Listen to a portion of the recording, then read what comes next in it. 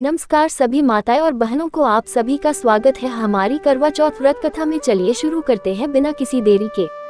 एक ब्राह्मण के 7 पुत्र थे और वीरावती नाम की इकलौती पुत्री थी।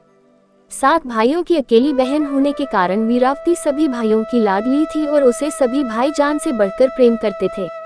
कुछ समय बाद वीरावती का विवाह किसी ब्राह्मण युवक से हो गया। विवाह के बाद वीरावती मायके आई और फिर उसने अपनी भाभियों के साथ करवा चौथ का व्रत रखा, लेकिन शाम होते होते वह भूख से व्याकुल हो उठी। सभी भाई खाना खाने बैठे और अपनी बहन से भी खाने का आग्रह करने लगे, लेकिन बहन ने बताया कि उसका आज करवा चौथ का निर्जल व्रत है और वह खाना सिर्फ चंद्रमा को देखकर उसे अर्घ्य देकर ही खा सकती है। लेकिन चंद्रमा अभी तक नहीं निकला है, इसलिए वह भूख प्यास से व्याकुल हो उठी है।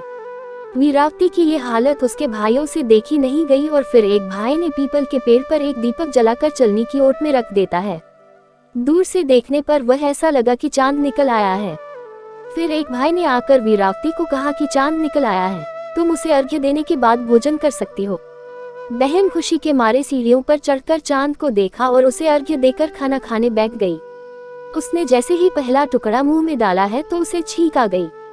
दूसरा टुकड़ा डाला तो उसमें बाल निकल आया। इसके बाद उसने जैसे ही तीसरा टुकड़ा मुंह में डालने की कोशिश की तो उसके पति की मृत्यु का समाचार उसे मिल गया। उसकी भाभी उसे सच्चाई से अवगत कराती है कि उसके साथ ऐसा क्यों हुआ। करवा चौथ का व्रत गलत तरीके से टूटने के कारण देवता उससे नाराज हो गए हैं। एक बार इंद्रदेव की पत्नी इंद्राणी करवा चौथ के दिन धरती पर आई और वीरावती उनके पास गई और अपने पति की रक्षा के लिए प्रार्थना की। देवी इंद्राणी ने वीरावती को पूरी श्रद्धा और विधि विधान से करवा चौथ का व्रत करने के लिए कहा। इस बार वीरावती पूरी श्रद्धा से करवा चौथ का व्रत रखा। उसकी श्रद्धा और भक्ति देखकर भगवान प्रसन्न हो गए और उन्होंने वीरावती सदा सुहागन का आशीर्वाद देते हुए उसके पति को जीवित कर दिया। इसके बाद से महिलाओं का करवा चौथ व्रत पर अटूट विश्वास होने लगा।